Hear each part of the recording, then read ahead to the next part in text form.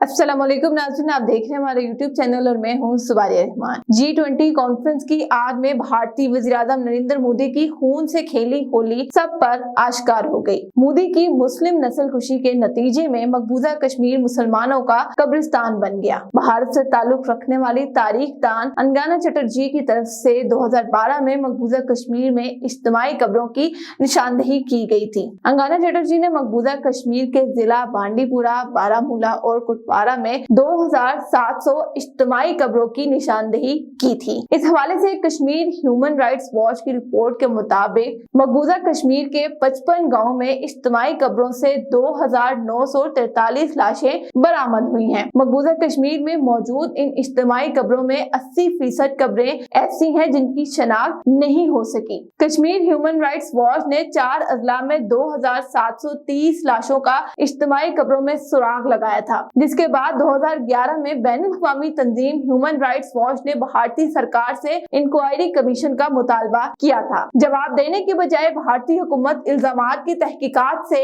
फरार हो गया। इस हवाले से जुलाई 2008 में यूरोपीय पार्लियामेंट ने भी कश्मीर में इज्तिमाई कब्रों की करारदाद पास की थी। करारदाद में भारत से इज्तिमाई कब्रों की तहकीकात और गैर जानिबदार तहकीकात का मुतालबा किया गया था। Association of parents of disappeared person की जारी करदा रिपोर्ट के मुताबिक 800 कश्मीरी ताहाल लापता हैं।